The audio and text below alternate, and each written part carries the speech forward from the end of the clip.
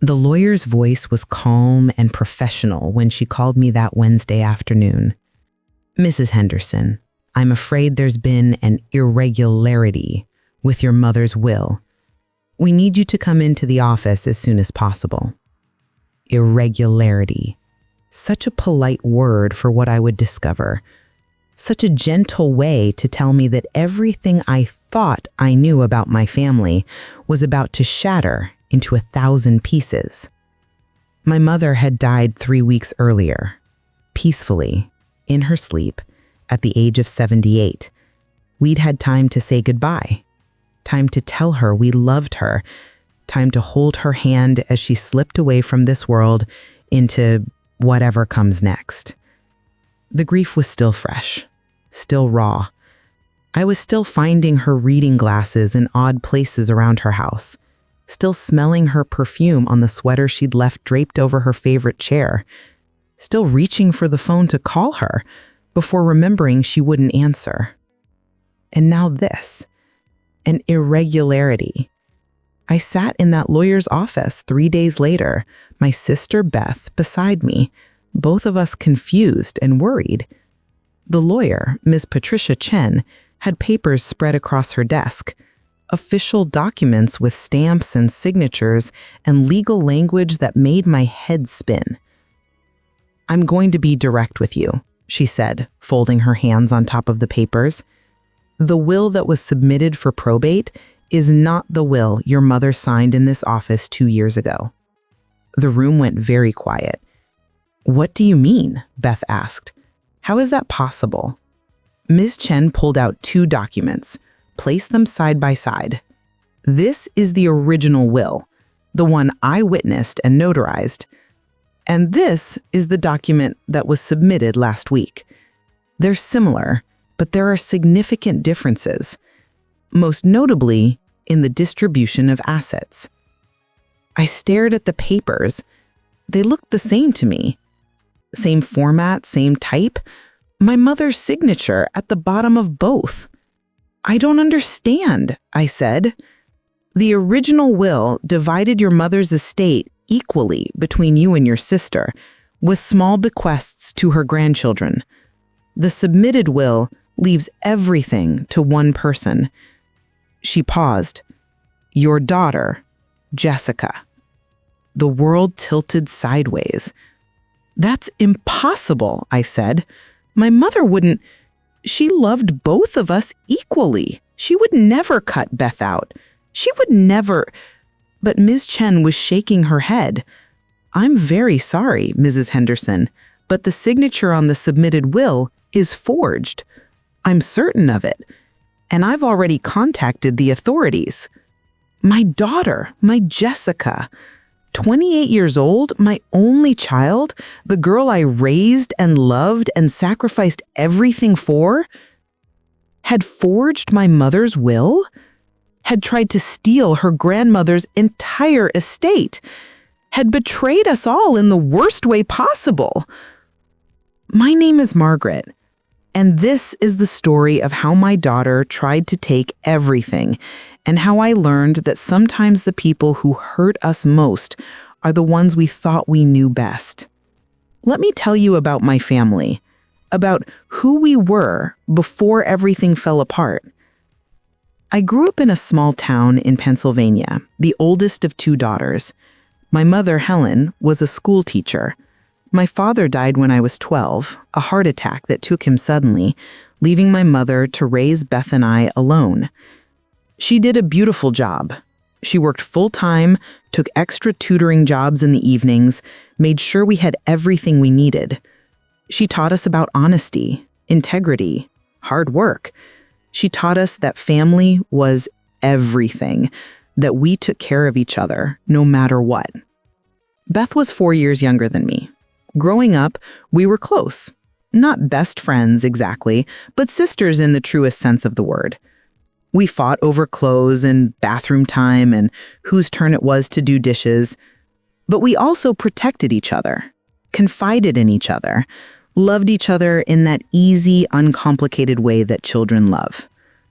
When I was 22, I married Robert. He was a good man, steady, kind. He worked as an electrician, had his own small business. We bought a modest house 3 streets away from my mother's. We wanted to stay close, to be there for her as she'd been there for us. A year later, I had Jessica. She was perfect. 10 fingers, 10 toes, a rosebud mouth and eyes that seemed to look right through you. I fell in love with her instantly, completely. The kind of love that's almost frightening in its intensity. Robert and I poured everything into raising her. We weren't rich, but we made sure she had opportunities. Dance lessons, piano lessons, summer camps. Whatever she wanted, we found a way to make it happen. My mother adored Jessica. She was her first grandchild, and the bond between them was immediate and strong. Mom would babysit whenever we needed, take Jessica for weekends, spoil her with treats and small gifts. Jessica called her Nana and would run into her arms every time we visited. Beth married when I was 28. Her husband, Tom, was a teacher like our mother. They had 2 children, Daniel and Sophie, good kids who were close in age to Jessica. The cousins grew up together, celebrating holidays and birthdays, creating the kind of memories that should last a lifetime. Our family felt solid, connected. We had Sunday dinners at Mom's house. We celebrated every occasion together. We were there for each other through job losses and health scares and all the normal ups and downs of life.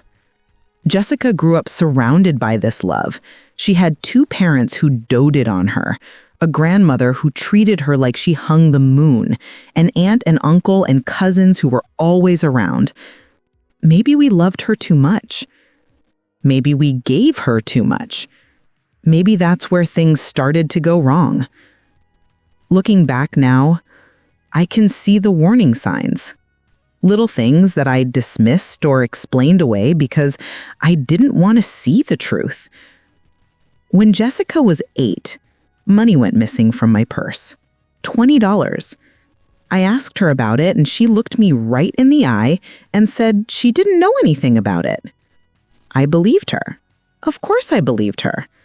2 weeks later, I found the money hidden in her room, along with candy wrappers and small toys I hadn't bought for her. "Why did you lie to me?" I asked. She cried, said she was sorry, said she'd been scared to tell the truth. I held her and forgave her and told myself that all children make mistakes. When she was 14, she was caught cheating on a test at school. The teacher called me in, showed me the evidence. Jessica had written answers on her arm, covered them with her sleeve. "I didn't cheat," she insisted. "The teacher has it out for me. She's always picking on me." But the evidence was clear. I grounded her, took away privileges, tried to teach her that actions have consequences. She apologized eventually, promised it would never happen again. And I believed her, because I wanted to believe her. When she was 17, she wrecked my car, totaled it. She said she'd swerved to avoid a dog in the road, lost control. But a witness said she'd been texting while driving. "That's not true, Mom," Jessica said. "I wasn't on my phone. The witness is wrong." But the phone records showed dozens of texts in the minutes before the crash. Robert wanted to come down hard on her, wanted to make her get a job to pay for the insurance increase. But I defended her. "Teenagers make mistakes," I said. "She's learning. She needs our support, not our judgment." Robert and I thought about Jessica a lot in those years. He thought I was too soft on her, too willing to believe her excuses, too quick to forgive. "You're enabling her, Margaret. You're teaching her that she can lie and manipulate and face no real consequences." "She's our daughter," I'd reply. "We have to believe in her. We have to give her chances to grow." But he was right. I see that now. I was enabling her. I was so desperate to believe that my daughter was good and honest and kind that I ignored every piece of evidence to the contrary. Jessica went to college on a partial scholarship. My mother helped with the rest, dipping into her savings to give her granddaughter the education she deserved. Jessica studied business, talked about becoming an entrepreneur, starting her own company someday. She dropped out after 2 years. "College isn't for me, Mom," she said. "I learn better in the real world. I'm going to get a job, gain experience, start from the ground up." My mother was disappointed, but supportive. "Education isn't just about degrees," she said. "If Jessica has a plan, we should support her." But Jessica didn't have a plan. Not really. She worked a series of jobs, never staying anywhere longer than 6 months. Retail, restaurants, administrative assistant positions. She was always getting fired or quitting in dramatic fashion, always with a story about how the boss was incompetent, or the coworkers were jealous, or the work was beneath her. Robert grew increasingly frustrated. When is she going to take responsibility for her life? He'd ask. She's 25 years old, still living at home, barely contributing anything. She's going through a rough patch, I'd say. She'll find her way. But the rough patch never ended. It just shifted and changed shape. Jessica had relationships that flamed out quickly. She'd bring home men who seemed charming at first, but always turned out to be wrong for her. Or so she said. She'd cry on my shoulder, tell me they'd betrayed her, used her, lied to her. I'd comfort her and curse the men who'd hurt my baby. But sometimes I'd hear their side of the story later, through mutual friends or social media, and their version was always different. They say Jessica was manipulative, that she'd lied, stolen, created drama, that they'd had to cut her out of their lives for their own sanity. I didn't want to believe them, so I didn't. My mother continued to help Jessica financially. Small loans that were never repaid, help with rent when Jessica finally moved into her own apartment at 26, money for car repairs and medical bills and emergencies that seemed to happen with an alarming frequency. "Mom, you need to stop giving her money," Beth would say. "You're not helping her. You're just teaching her that she doesn't have to stand on her own 2 feet. But our mother would shake her head. "She's my granddaughter. Family helps family. She'll pay me back when she can." Except she never did. Never even tried. Robert died when Jessica was 27. A stroke. Sudden and devastating. He was only 54 years old. I was shattered. Completely broken. We'd been married for 28 years. He was my partner, my best friend, my foundation. Jessica seemed devastated too. She cried at the funeral. She stayed with me for a few weeks afterwards, helping around the house, keeping me company. I was grateful for her presence, grateful that my daughter was there when I needed her most.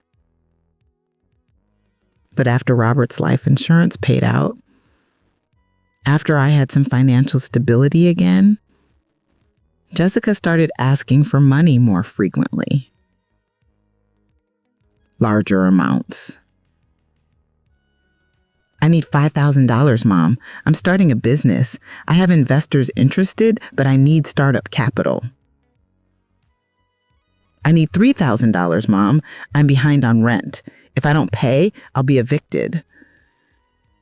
I need $2,000, Mom. I have a medical issue. I need tests. The insurance doesn't cover it. I gave her the money. Every time. Because she was my daughter, and I loved her, and I wanted to believe she was really trying. Beth tried to talk to me about it. Margaret, you need to see what's happening. Jessica is using you.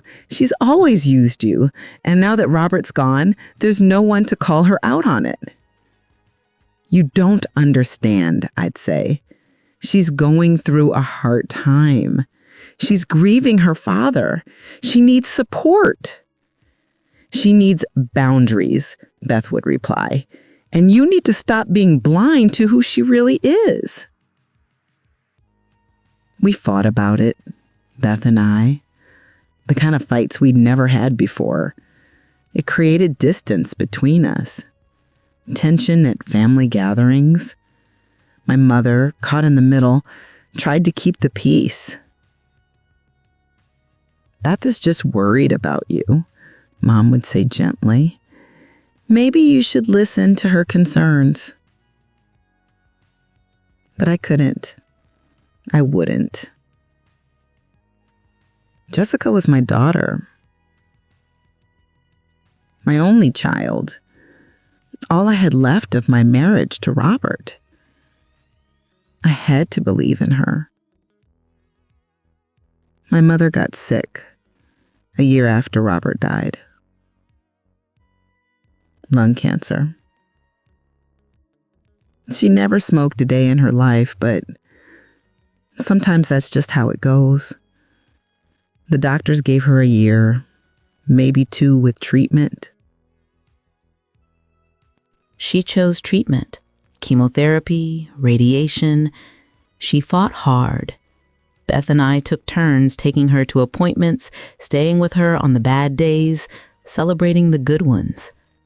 Jessica came around sometimes. She'd sit with her Nana, hold her hand, tell her stories.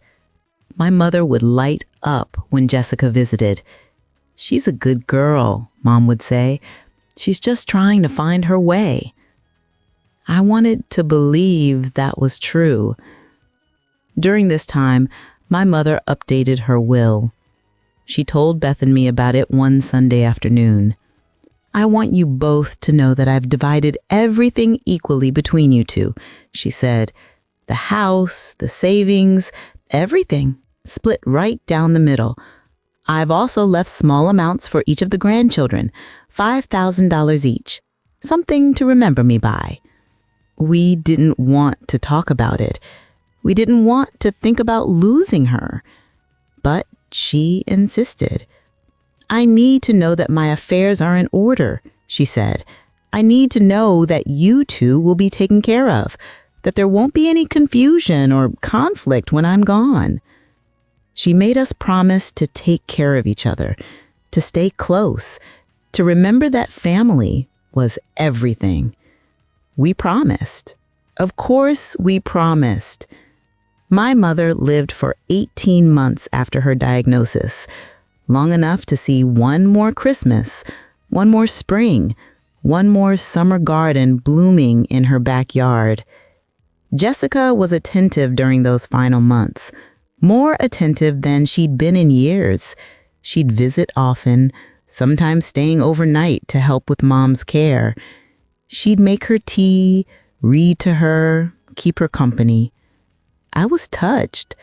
I thought maybe this experience was changing her, teaching her what really mattered in life. My mother died on a Tuesday in September. Beth and I were both there. Jessica was not. She'd left the night before, said she had an important meeting she couldn't miss. But Mom went peacefully. And in those final moments, surrounded by the 2 daughters she'd raised and loved, I think she was at peace. We buried her next to my father. Small funeral, just family and close friends. Jessica gave a beautiful eulogy about her Nana, about all the lessons she learned from her, about love and family and legacy. I cried through the whole thing, proud of my daughter, grateful that she'd had such a special relationship with her grandmother. I had no idea what was coming. No idea that 3 weeks later, I'd be sitting in a lawyer's office learning that the daughter I'd defended and protected and believed in had forged her own grandmother's will, had tried to steal everything, had betrayed us all. I couldn't process it at first, couldn't make the words make sense in my head. Beth was the one who spoke. "You're saying Jessica forged our mother's will? That she tried to steal her entire estate?" Miss Chen nodded gravely. "I am afraid so. When the will was submitted to our office for probate, I immediately recognized the discrepancies. The language was similar to the original, but certain clauses were changed, and the signature, while a good attempt, isn't authentic." "How can you be sure?" I asked. My voice sounded far away, like someone else was speaking. She pulled out a magnifying device, positioned the two signatures side by side. "Your mother had a very distinctive way of signing her name. She always made a small loop here in the H of Helen, and she always crossed her final end with a specific flourish. The forged signature is close, but it's missing these details. Someone copied it, probably traced it, but they didn't understand the muscle memory behind the actual signature." I stared at the signatures. Now that she pointed it out, I could see the differences. Subtle, but there. "There's more," Miss Chen continued. "The original will was printed on our firm's letterhead with specific security features, watermarks, special paper. The forged will is printed on regular paper, designed to look like our letterhead, but lacking the authentication features." "When was the original will made?" Beth asked. 2 years ago, February 14th. Your mother came in with very clear instructions about how she wanted her estate divided. She was of sound mind, very specific about her wishes. She wanted everything split equally between her 2 daughters, with $5,000 designated for each grandchild. Beth looked at me. I looked away. "The forged will," Miss Chen said quietly, "leaves the entire estate, the house, the savings accounts, the investments, everything to Jessica Henderson, with nothing for you, Mrs. Peterson." She nodded at Beth. "And nothing for you, Mrs. Henderson, except a single dollar and a note saying, 'You know why.'" The room spun. "What?" "The forged will makes it look like your mother deliberately disinherited both of you in favor of her granddaughter. And the note to you specifically suggests some kind of conflict or wrongdoing on your part that would justify such an action." I felt sick. Not only had Jessica tried to steal the inheritance, she tried to make it look like my mother had cut me off, like I'd done something wrong, like I'd hurt my own mother. "That's insane," Beth said, rising. "Our mother would never. She loved both of us equally. There was no conflict, no reason for her to cut anyone out." "I know," Miss Chen said gently. "That's why I flagged it immediately. Your mother and I met several times over the years. She was very clear about her values, about her love for both of you. This forged will is completely inconsistent with everything I knew about her character and wishes." I couldn't speak, couldn't think. My daughter, my Jessica. "Do you have any idea who might have forged the will?" Miss Chen asked, though her tone suggested she already knew. Beth answered when I couldn't. "Jessica had access to our mother's house. She stayed there frequently during Mom's illness. She could have found the will, studied it, made a copy." Did she have access to your mother's personal documents, bank statements, financial records? Yes, Beth said. We all did. We were helping Mom manage her affairs during her treatment, making sure bills were paid, keeping track of medical expenses. Miss Chin nodded, making notes. And after your mother's death, who was responsible for gathering her important documents? The silence answered her question. Jessica volunteered, I whispered. She said she wanted to help, that she knew how hard it was for me so soon after losing Robert. She said she'd go through Mom's files, organize everything, make sure we had all the documents we needed for the estate. When did she submit the will to our office? Last week. She said she'd found it in Mom's safe deposit box. She brought it to us first, showed us. I trailed off, remembering. Jessica had come to my house on a Thursday afternoon. She'd been crying, holding a manila envelope. Mom, I found Nana's will. I think you need to see this. She'd shown me the document. I'd barely looked at it, too overwhelmed by grief to focus on legal language. I'd seen my mother's signature at the bottom and assumed it was real. She left you and Aunt Beth the house and accounts, split evenly. And she left money for me and Daniel and Sophie, $5,000 each. I just wanted you to know before I took it to the lawyer. I'd hugged her, told her thank you for handling this, for taking care of these difficult details. She'd submitted a completely different will to the lawyer's office. She showed us a copy of the real will, I said slowly, understanding dawning, to make us think everything was normal. Then she submitted the forged one to you. That's my assumption, Miss Chin said. She was counting on the fact that beneficiaries don't typically review the actual probate documents in detail. Most people trust that what's submitted is what's real. If I hadn't been so familiar with your mother's original will, if I hadn't noticed the discrepancies immediately, this might have gone through. What happens now? Beth asked. I've contacted the police. Forging a will is a serious crime. Fraud, attempted theft. There will be an investigation. Jessica will likely be arrested and charged. My daughter, my only child, arrested. I need to talk to her before the police do. I need to understand. There has to be an explanation. Miss Chin looked at me with something like pity. Miss Henderson, I strongly advise against contacting Jessica before the authorities do. This is a criminal matter now. She's my daughter. I understand, but she's my daughter, I repeated, more firmly. I need to hear this from her. I need to give her a chance to explain. Beth put a hand on my arm. Margaret, what is there to explain? She forged Mom's will. She tried to steal everything. She tried to make it look like Mom had cut us off. There's no explanation that makes that okay. I pulled my arm away. You don't understand. You've never understood her. She's been through so much. Losing her father, watching her grandmother die.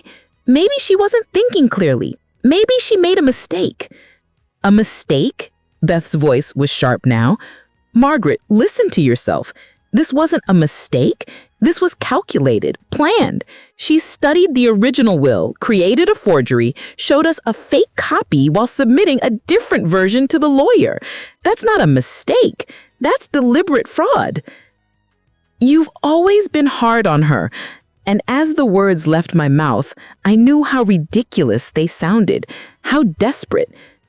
I've always seen her clearly, Beth corrected, which is more than you have ever done. We left the lawyer's office in separate cars. Beth was angry. I could see it in the set of her shoulders, the way she walked away from me without saying goodbye. I sat in my car in the parking lot for a long time, trying to make sense of everything. My phone rang. Jessica. Hey, Mom, how are you doing? I was thinking about coming by later, maybe bringing dinner.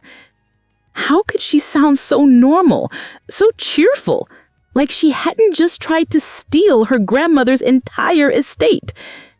I need to talk to you, I said. Can you come over now? Sure. Is everything okay? You sound weird. Just come over, please. She arrived 40 minutes later, let herself in with her key, called out Mom like she always did. I was sitting in the living room, in Robert's chair. I hadn't sat in it much since he died. It still smelled like him, like his cologne and the peppermints he always kept in his pocket. Jessica came in, saw my face, and her smile faded. What's wrong? Sit down. She sat on the couch, looking genuinely confused. Or maybe not genuine. Maybe I'd never been able to tell the difference. I met with Miss Chin today, Mom's lawyer. Something flickered across Jessica's face. Steer? Calculation? It was gone too quickly to read. Oh, yeah, how did that go? She told me about the will you submitted, the one where Mom left everything to you. Jessica went very still. That's not the will you showed me last week. The one you showed me split everything between Beth and me, just like Mom wanted. But the one you gave to the lawyer cuts us out completely. I don't know what you're talking about. Jessica's voice was steady, but her hands were clenched in her lap. The lawyer says the will is forged, that Mom never signed it, that someone created it and tried to pass it off as real. That's crazy. Why would anyone do that? That's what I'm asking you, Jessica. She stood up, her face flushed. You think I forged Nana's will? You actually think I would do something like that? The lawyer has proof. The signature is fake, the paper is wrong, and you're the only one who had access to Mom's documents. You're the one who submitted the will. I found that will in Nana's safe deposit box. I didn't create it. Maybe someone else forged it. Maybe Nana was confused at the end, signed something she didn't understand. But it wasn't me. She looked so earnest, so wounded, so convincing. And I wanted to believe her. God, I wanted to believe her so badly. Jessica, please, just tell me the truth. If you made a mistake, if you were desperate for money, if you weren't thinking clearly, I'll help you. We'll figure it out. But you have to be honest with me. I am being honest. Tears were streaming down her face now. I can't believe you're accusing me of this. I can't believe you think I could do something so horrible to you, to Nana. Then explain the discrepancies. Explain why the will you showed me is different from the one you submitted. I don't know. Maybe I grabbed the wrong copy. Maybe there are multiple versions. Maybe... Stop. I stood up too. Just stop lying, please. I spent your whole life making excuses for you, believing your stories, defending you to everyone who tried to tell me the truth about who you are. And I can't do it anymore. Jessica's tears stopped, just like that, like turning off a faucet. And when she looked at me, there was something cold in her eyes, something I'd never let myself see before. You can't do what anymore, Mom? Can't love me?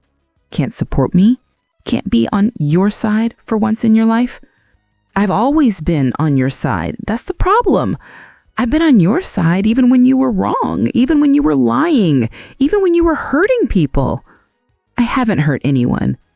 You tried to steal your grandmother's estate. You tried to take everything from me and Beth. You tried to make it look like Mom cut me off, like I'd done something wrong.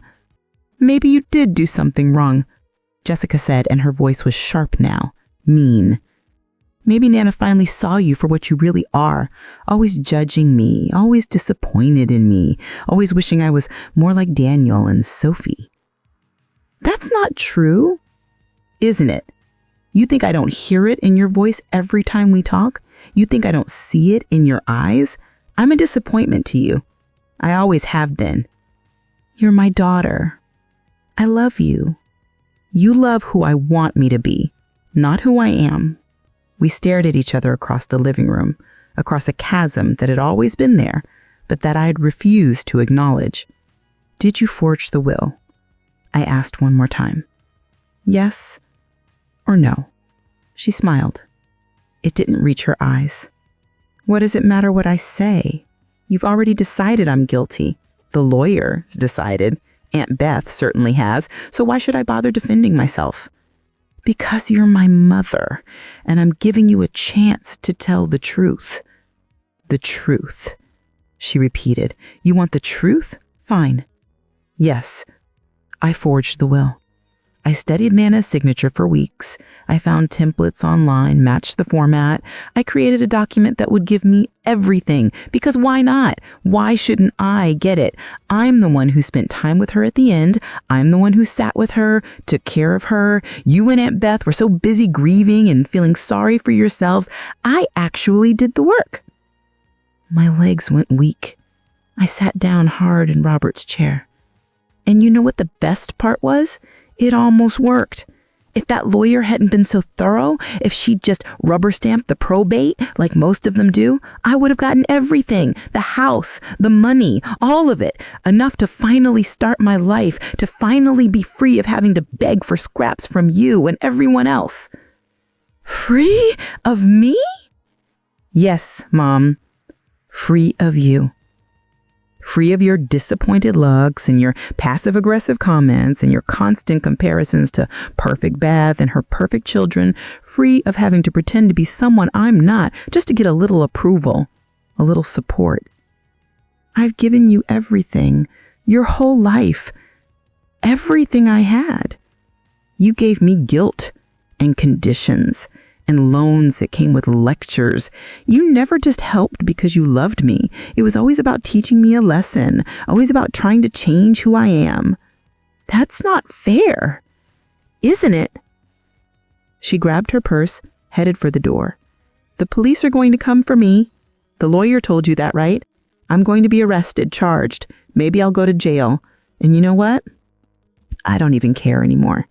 At least I'll be away from this family, away from all of you looking at me like I'm some kind of monster.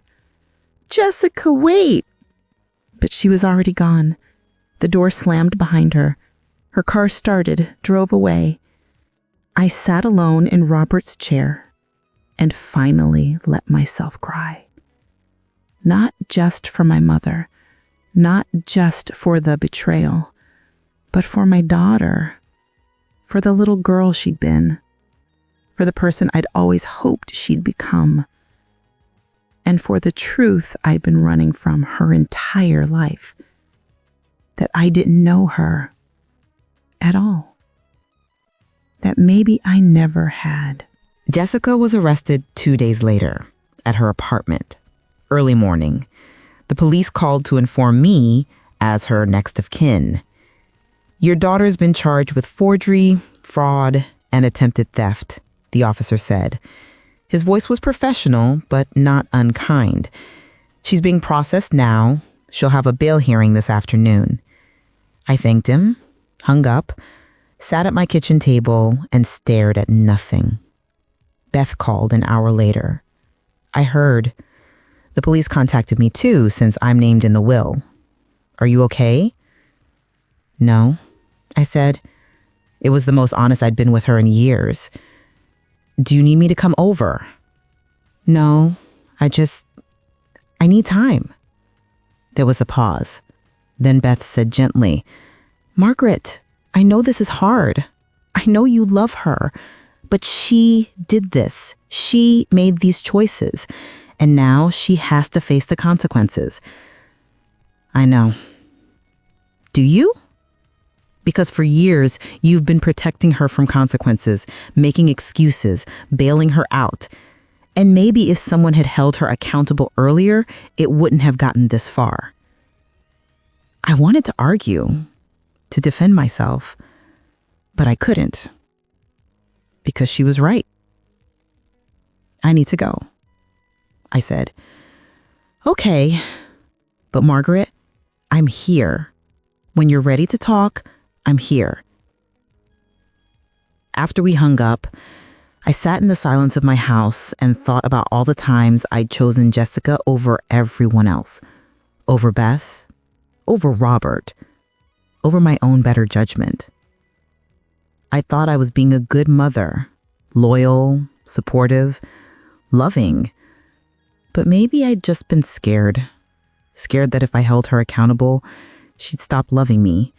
Scared that if I saw her clearly, I'd have to admit my daughter wasn't who I wanted her to be.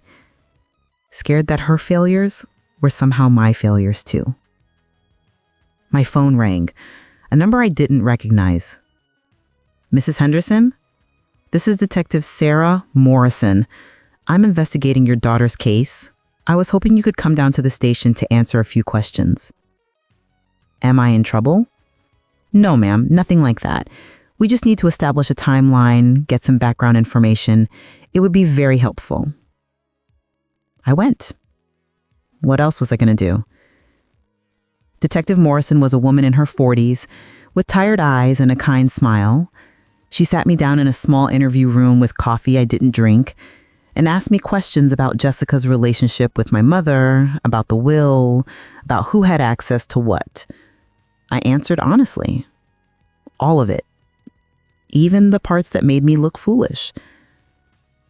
I need to show you something, Detective Morrison said, after we'd been talking for about an hour. She pulled out a folder, opened it. We executed a search warrant on your daughter's apartment this morning. We found these. She slid several documents across the table. Bank statements. In my mother's name, but the address had been changed to Jessica's apartment. Credit card statements. Also in my mother's name. Charges for clothes, restaurants, travel. Thousands and thousands of dollars. We believe your daughter has been stealing from your mother for at least 2 years, Detective Morrison said quietly.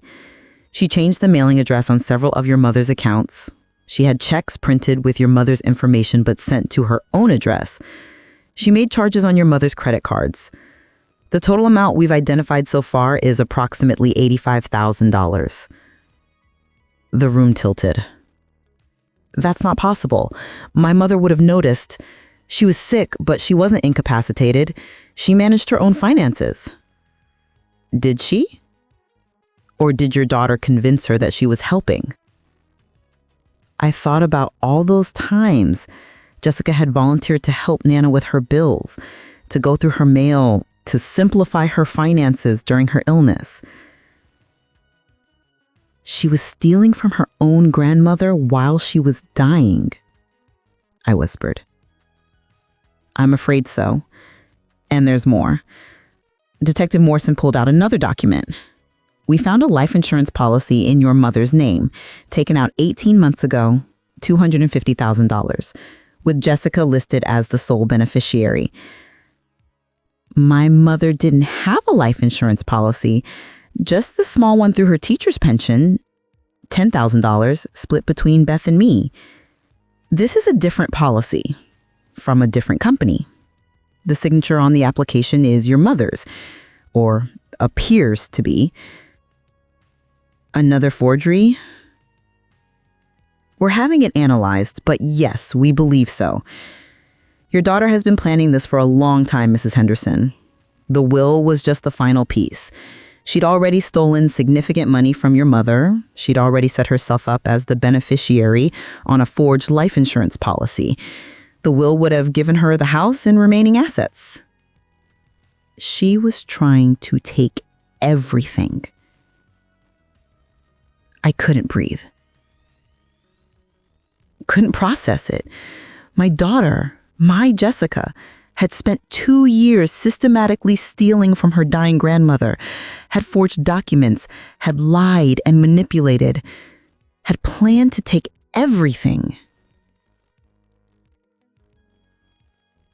When your mother got sick, Jessica saw an opportunity.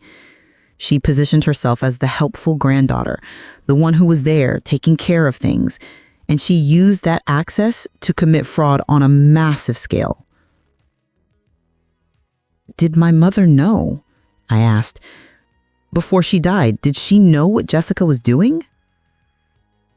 Did you have any knowledge of what your daughter was doing? Did you help her in any way? Even unknowingly? No, God, no. I had no idea about any of it. She studied me for a long moment, then nodded. I believe you, but I had to ask. What happens now? Your daughter will be formally charged with multiple counts of fraud, forgery, and theft. The bail hearing is this afternoon. Given the severity of the charges and the amount of money involved, the DA will likely ask for high bail or no bail. Will she go to prison? If convicted? Yes, almost certainly. We're talking about significant fraud, premeditated, committed against a vulnerable elderly person. A judge won't look kindly on that. Prison. My daughter was going to prison. There's one more thing, Detective Morrison said. She pulled out a final document. We found this in your daughter's apartment, hidden in her closet. We think she was planning to use it after she successfully obtained your mother's estate. She slid the paper across to me. It was a rental application for a luxury apartment in New York City. Monthly rent, $7,000. Application date, 2 weeks before my mother died. Jessica had been planning her new life, the life she'd buy with her grandmother's stolen money, before my mother had even taken her last breath. I left the police station in a daze, drove home on autopilot, sat in my driveway for 20 minutes before I could make myself go inside. My phone was full of messages from Beth, from friends who had heard about the arrest, from my mother's neighbors, from people I hadn't spoken to in years, suddenly wanting to know the details, to hear the gossip. I ignored all of them, except one, from a number I didn't recognize. Mom, I need you. They're setting bail at $100,000. I need you to post it. Please. I can't stay in jail. Please. Jessica, texting from jail, still asking me for money, still expecting me to save her.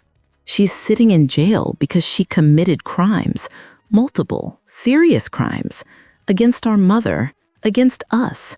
This isn't about you being cruel. It's about natural consequences finally catching up with her.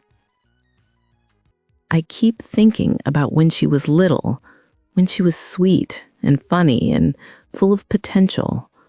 What happened? Where did I go wrong? Margaret, you didn't make her do this. She made her own choices. But I enabled her. Robert tried to tell me, you tried to tell me, and I wouldn't listen. That's true, Beth said gently. You did enable her, but that doesn't mean you caused this. Jessica is responsible for Jessica's actions, not you. We were quiet for a moment. Detective Morrison showed me the bank statements, the credit cards, the life insurance policy. She stole over $85,000 from Mom. I know. They showed me too.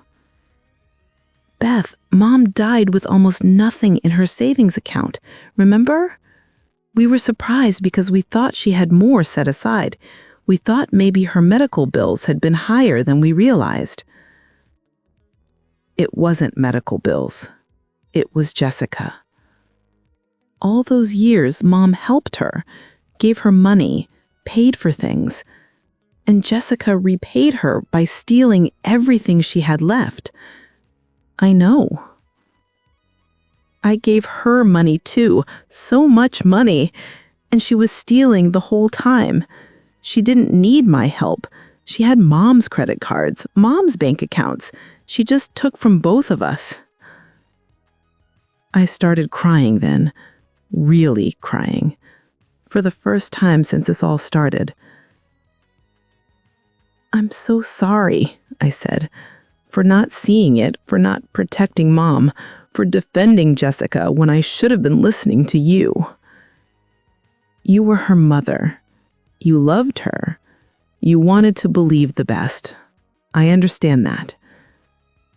But you were right about everything, and I was so angry at you for saying it, for seeing what I didn't want to see. Come over, Beth said. Please, don't sit alone with this. Come over. I'll make dinner. We'll talk. Really talk. So I did. I drove to Beth's house, the house she shared with Tom and their kids. Daniel answered the door, gave me a hug. Sophie was right behind him. They were good kids, honest kids, the kind of kids who'd never dream of forging a will or stealing from their grandmother. I'd resented them sometimes, resented how easy they were, how they made Beth look like such a good mother while I struggled with Jessica. But it wasn't that Beth was a better mother. It was that she'd had different kids, kids who didn't have whatever was broken in Jessica. Or maybe Jessica wasn't broken. Maybe she was just selfish, entitled, willing to lie and steal and hurt people to get what she wanted. Maybe it was that simple, and I just never wanted to accept it. Beth and I sat at her kitchen table. Tom kept the kids occupied in the other room. And I told her everything. Every detail from the police station, every text message from Jessica, every moment of doubt and pain and realization. I don't know who she is, I said finally. I look at her and I don't recognize my own daughter. Maybe you never did, Beth said softly. Maybe you were so busy seeing who you wanted her to be that you never saw who she actually was. That's what she said in the text, that I loved who I wanted her to be, not who she is. Do you think that's true? I thought about it, really thought about it. Yes, I said. I think it is. I wanted her to be kind and honest and good. I wanted her to be someone I could be proud of. And every time she showed me she wasn't those things, I just ignored it, explained it away, gave her another chance. You can still love her, Beth said, even knowing who she really is. But you can't save her. Not from this. I know. We sat in silence for a while. Then Beth said, Mom knew, at the end. I think she knew something was wrong. What do you mean? A few days before she died, she said something strange to me. She said, I hope I haven't made a terrible mistake. I asked her what she meant, but she just shook her head, said she was tired. I thought she was talking about her treatment choices, about whether she should have fought harder or just accepted hospice earlier. But now I wonder. You think Jessica? Maybe. Or maybe she knew. Maybe she discovered something and didn't want to believe it, just like you didn't want to believe it. I thought about my mother, about her final days, about dying with the knowledge that her granddaughter, the girl she had loved and spoiled and helped, had been stealing from her. I hope she didn't know, I whispered. I hope she died believing that Jessica loved her. Maybe she did. Maybe Jessica did love her. In her own way. Maybe she just loved money more. The legal process moved slowly. Months of hearings and meetings and paperwork. Jessica remained in jail, unable to make bail. She stopped texting me after that first night. Stopped calling. I heard about her through her court-appointed attorney, who would occasionally reach out with updates or requests. She wanted me to be a character witness, to write a letter to the judge explaining that she'd had a difficult life, that she was a good person who'd made mistakes. I declined. The attorney called back, frustrated. Mrs. Henderson, I understand you're hurt, but your daughter is facing serious prison time. A letter from you could make a real difference. I know, I said, and I'm sorry, but I can't lie for her anymore. I can't tell a judge she's a good person when she spent 2 years stealing from her dying grandmother. I just can't. He tried to argue. I hung up. Beth was dealing with her own legal issues. The district attorney needed her testimony. She had to relive all of it, finding out about the forged will, learning about the theft, understanding the scope of what Jessica had done. "It's harder than I thought it would be," she admitted one evening. We'd started having dinner together once a week, slowly rebuilding the relationship that Jessica's behavior had strained. "It's my niece. I watched her grow up. I loved her. And now I'm helping to send her to prison." "You're not sending her to prison. She did that herself. You're just telling the truth." "I know, but it still feels awful." We sat with that awfulness together. Two sisters who'd lost their mother and were now losing a daughter and niece to her own greed and lies. The estate was frozen while the criminal case proceeded. My mother's house sat empty, her belongings untouched. Beth and I couldn't bring ourselves to go through them yet, couldn't face sorting through a lifetime of memories while dealing with the reality of what Jessica had done. Detective Morrison kept me updated on the investigation. They traced more fraudulent activities. Jessica had opened credit cards in my mother's name, had taken out a small loan against the house, something that should have been impossible without my mother's direct involvement. But Jessica had forged the paperwork. The total is now over $120,000, and we're still finding more. $120,000 stolen from a woman who'd worked her whole life as a teacher, who'd raised $2 on a modest salary, who'd saved carefully, lived frugally, wanted to leave something behind for her family. Jessica had stolen it all, and she was planning to take even more. 3 months after her arrest, Jessica's attorney reached out again, this time with a different request. "Your daughter wants to see you. She's asking if you'll visit her." My first instinct was to say no, to protect myself from whatever manipulation she had planned. But part of me, the mother part, that had loved her for 28 years, wanted to see her, needed to understand. "I'll think about it," I said. I talked to Beth about it that night. "Do you think I should go?" "I don't know. What do you want to get out of it?" "Answers, I guess. Understanding. Some kind of closure." "Do you think she'll give you that?" "Probably not." "Then why go?" I couldn't answer that, not in a way that made sense. But 3 days later, I found myself at the county jail, signing in, going through security, and being led to a small room with plastic chairs and a table bolted to the floor. Jessica was brought in wearing an orange jumpsuit. She looked thin, tired. Her hair was pulled back in a messy ponytail, no makeup, no jewelry. She looked younger somehow, like the girl she'd been before everything went wrong. Or maybe before I had stopped being able to ignore what was wrong. We sat down across from each other. The guard stood by the door. "Hi, Mom," she said quietly. "Hi." Silence. I didn't know what to say. Didn't know where to start. "Thank you for coming," she finally said. "I wasn't sure you would." "I wasn't sure either." More silence. "I'm sorry," she said, "for everything.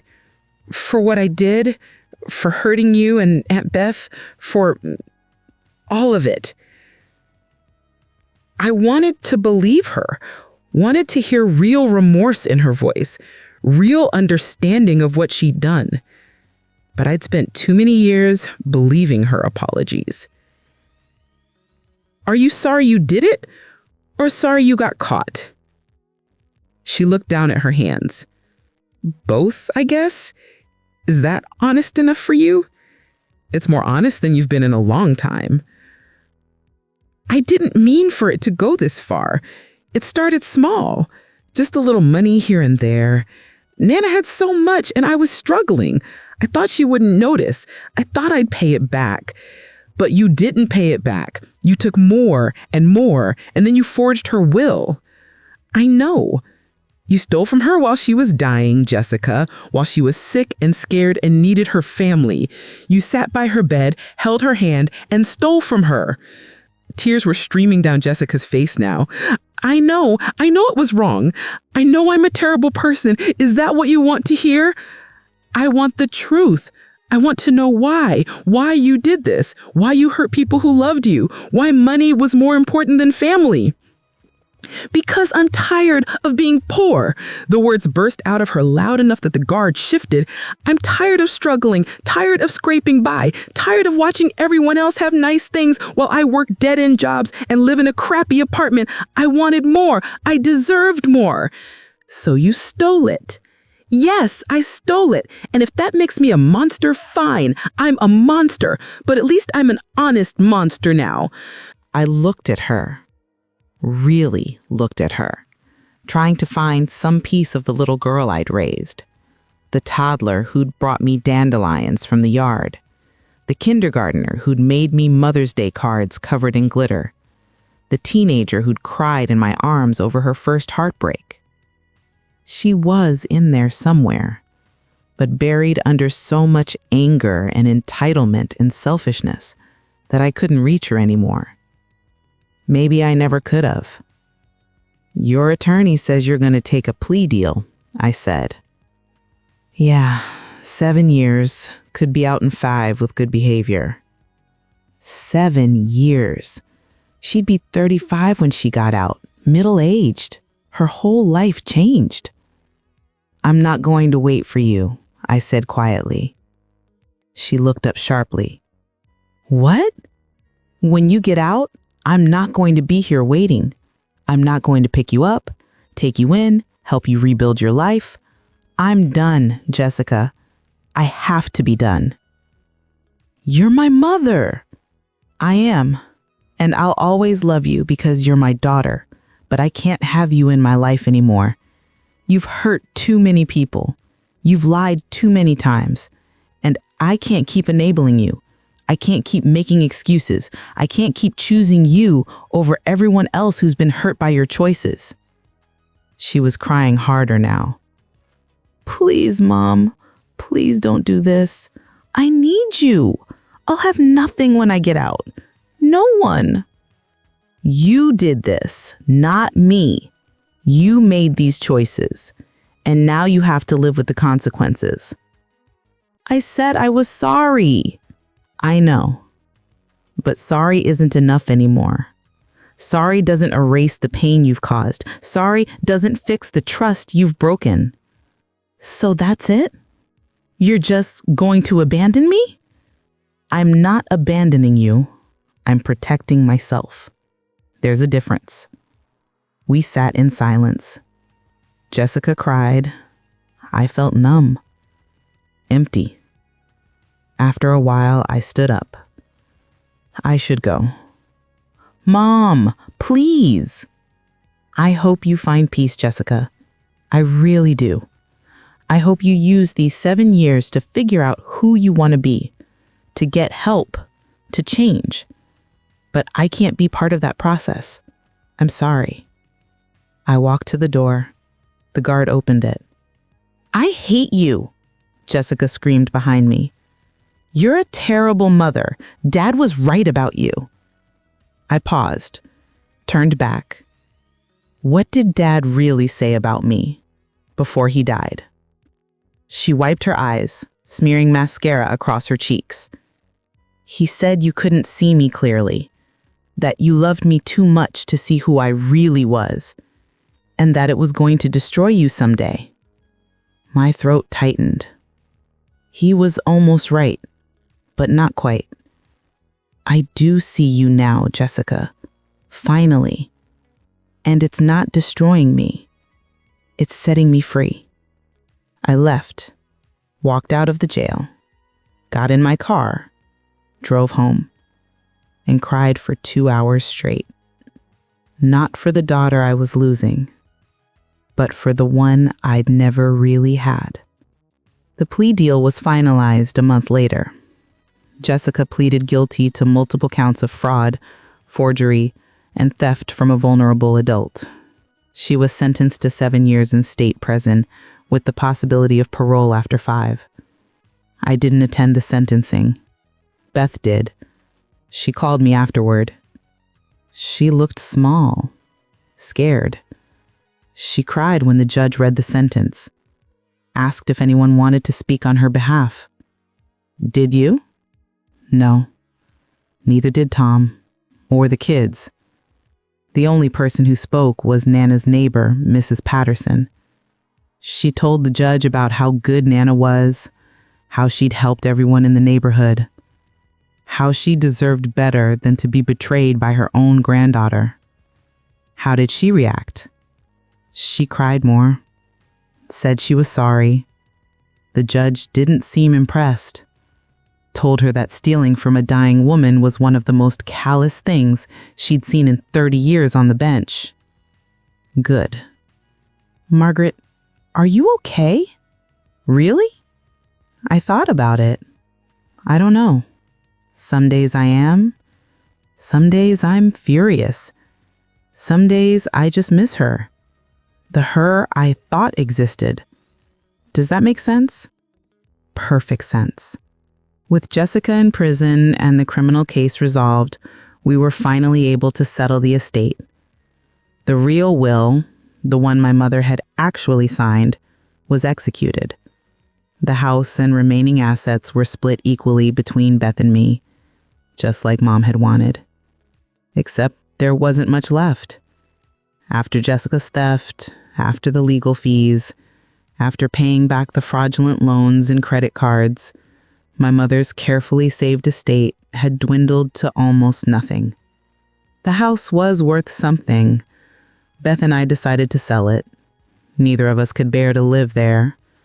Knowing what Jessica had done, knowing Mom had died thinking her finances were secure when Jessica had already stolen most of it. We spent a weekend going through Mom's belongings before the sale, packing up a lifetime, deciding what to keep, what to donate, what to throw away.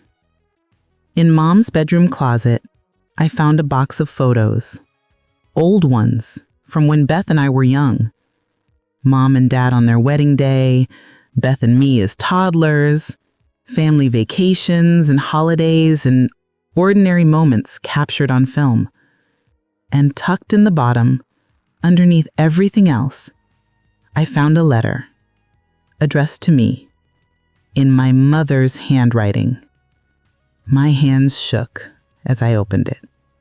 Dearest Margaret, If you're reading this, I'm gone. And I hope that means I died peacefully, surrounded by the people I love. I want you to know that you've been a wonderful daughter. I'm so proud of the woman you've become, the mother you've been, the life you've built. I also want you to know that I see your struggles with Jessica. I see how hard you try, how much you love her, how desperately you want to believe the best of her. I understand that love. I've felt it too. She's my granddaughter and I love her. But Margaret, you need to know that loving someone doesn't mean accepting their bad behavior. It doesn't mean making excuses for them. It doesn't mean sacrificing yourself and others to protect them from consequences.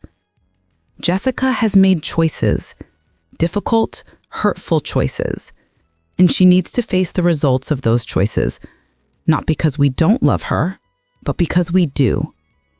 Real love sometimes means letting people fall, letting them face the truth of who they are and what they've done.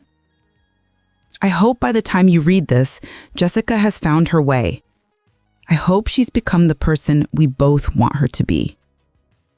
But if she hasn't, I want you to know that it's not your fault. You're a good mother. You did your best. Sometimes our best isn't enough to fix what's broken in someone else. Take care of yourself, sweetheart. Take care of Beth. Remember that you deserve happiness. You deserve peace. I love you always. Mom. I read the letter 3 times. Then I sat on my mother's bedroom floor and cried. She'd known. She'd seen what I couldn't see, and she tried to prepare me for this moment, for the moment when I'd finally have to let Jessica go. I showed the letter to Beth. She cried too.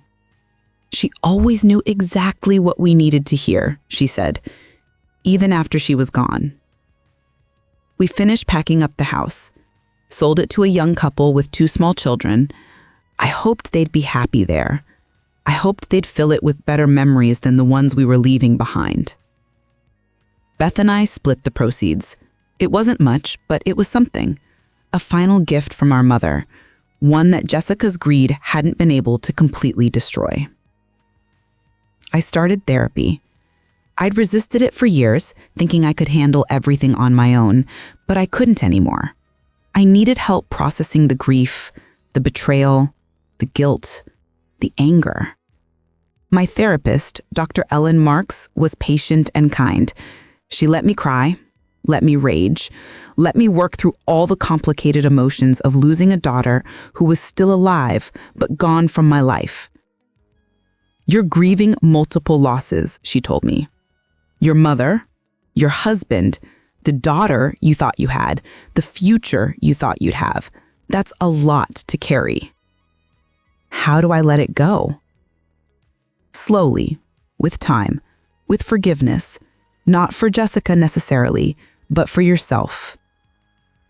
I don't know how to forgive myself. Start by accepting that you did the best you could with the information you had. You loved your daughter. You wanted to believe in her. Those aren't character flaws. They're human. Over time, slowly, I began to heal. I reconnected with old friends I'd pushed away when they'd questioned Jessica's behavior. I apologized for defending her, for choosing her over their legitimate concerns. Most of them forgave me, understood, had their own stories of family members they'd enabled or protected or refused to see clearly. I grew closer to Beth. We had dinners together, took walks, talked about Mom and Dad and our childhood. We rebuilt the sister relationship that Jessica's behavior had strained. I spent time with Daniel and Sophie, watched them grow into good, kind, honest young adults. Let myself enjoy them without the constant comparison to Jessica that had always tainted our interactions before. I started volunteering at the library where I'd worked, reading to children, helping with homework, finding small ways to be useful, to contribute, to remember that I was more than just Jessica's mother. Jessica wrote me letters from prison. I didn't open them first, just put them in a drawer.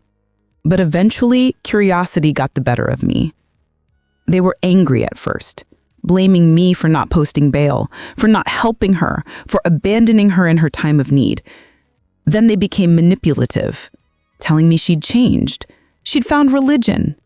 She's a different person. She needs my support to continue her transformation. Then they became sad, desperate, apologetic, begging for another chance, for forgiveness, for a relationship when she got out. I didn't respond to any of them. Dr. Marks said that was okay, that I didn't owe Jessica a relationship just because she was my daughter, that protecting my own mental health and peace was valid and necessary. But I feel guilty, I admitted. She's alone in there. No one visits. No one writes. I'm all she has. She made choices that led to this situation, Dr. Marks reminded me gently.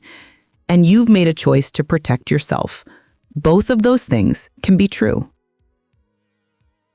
2 years after Jessica went to prison, I got a letter from Jessica that was different from the others. Mom, I hope you're doing okay. I hope you're happy. I hope you've been able to move on and find peace. Love, Jessica. I read the letter several times, looking for manipulation, for the angle, for the request that would surely come. But it didn't come. That was the whole letter. An apology with no strings attached. I showed it to Dr. Marks in our next session. "What do you think?" I asked. "Is she being genuine?" "I don't know. What do you think?"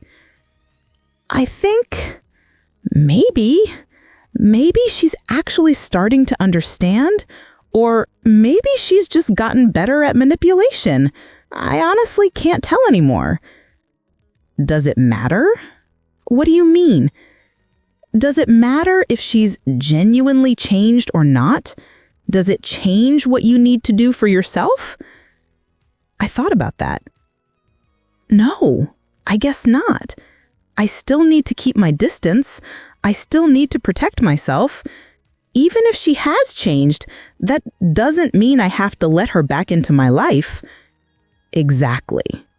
Her growth, if it's real, is for her, not for you. You don't owe her access to your life just because she's finally taking responsibility for her actions. But the letter stayed with me. I found myself thinking about it, hoping it was real, hoping that somewhere in that prison, my daughter was actually becoming someone better. Not for me, but for herself. That was 3 years ago. I'm sitting in my kitchen now. Not the house I shared with Robert. I sold that 2 years ago. Too many memories. This is a smaller place. A condo with big windows and a view of the park. Just enough space for me. Just enough quiet for peace. Beth is coming over for dinner tonight. She does that now, once a week. Sometimes we cook together. Sometimes we just order takeout and talk for hours. We've become closer than we ever were growing up. Grief and betrayal have a way of either destroying relationships or forging them stronger. Ours was forged. Jessica gets out next year. She'll have served 5 years with good behavior. She still writes occasionally. The letters are different now. She talks about her therapy, about the classes she's taking, about her plans for when she gets out, plans that don't include me, which I appreciate. She stopped asking for things, stopped making promises, just writes like someone reaching across a distance, not expecting to be reached back to. I don't know if I'll see her when she's released. Some days I think maybe I will. One meeting, a coffee, just to see if the change is real. Other days I know I won't, that it's healthier for both of us if I stay away. Dr. Marks says I don't have to decide yet, that I can wait and see how I feel when the time comes, that it's okay to be uncertain. I've learned to be okay with uncertainty, with not having all the answers, with accepting that some relationships can't be fixed, and that's not a failure on my part. I've learned that love doesn't mean sacrifice, that being a good mother doesn't mean accepting bad behavior, that you can love someone deeply and still choose not to have them in your life. I've learned that the person I thought Jessica was, sweet, misguided, just needing one more chance, never really existed. That was my creation, my hope, my refusal to see clearly. The real Jessica is more complicated, capable of kindness and cruelty, of love and manipulation, of change and stubbornness. And I've learned that I don't have to figure her out, don't have to fix her or save her or make excuses for her. She's on her own journey now, and I'm on mine. My mother's neighbor, Mrs. Patterson, comes to visit me sometimes. She's in her 80s now, sharp as ever. She told me something last month that I think about often.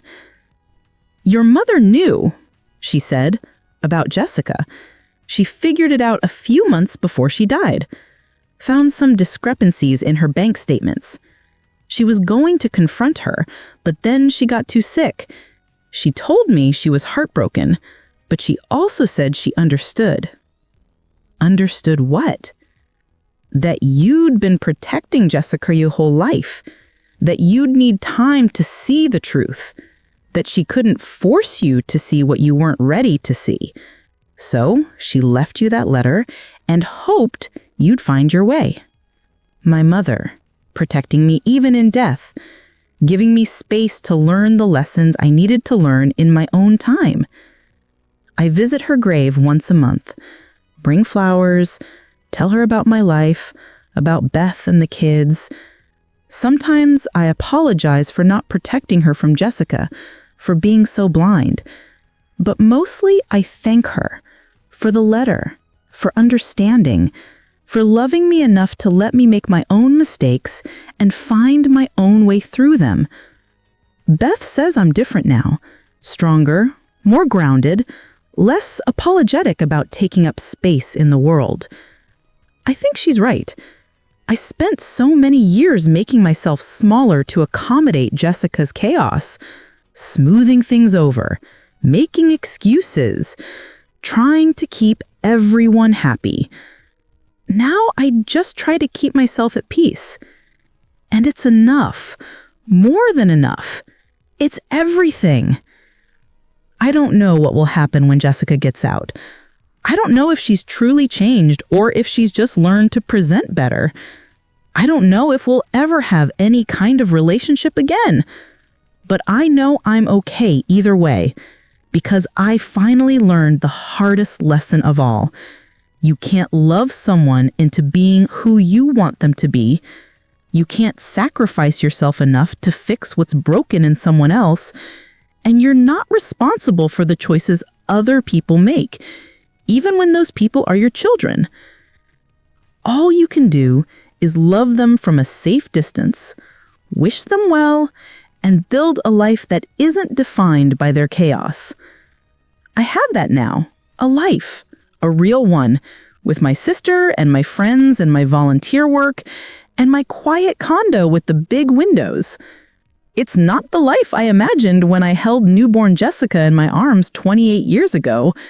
It's not the future I dreamed of, the grandmother years with grandchildren I'll never have, the mother-daughter shopping trips and phone calls and shared holidays.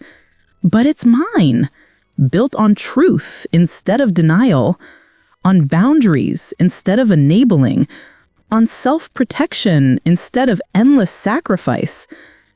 And in its own way, it's beautiful. I look at the photo on my mantle, my mother, Beth, and me, taken years ago before everything fell apart. We're smiling, happy, unaware of what was coming. I don't wish I could go back to that ignorance, that willful blindness, because the person I am now, the person I've become through all this pain and growth and hard truth, she's someone I can respect, someone I can live with, someone who finally knows that loving herself doesn't make her selfish. It makes her whole. The sun is setting outside my window, golden light spilling across the park. Beth will be here soon. We'll eat and laugh and talk about nothing important. We'll be sisters. We'll be family. And tomorrow I'll wake up and live another day of this imperfect, honest, hard-won life. Without guilt, without enabling, without sacrificing myself on the altar of someone else's choices. Free. Finally, blessedly free.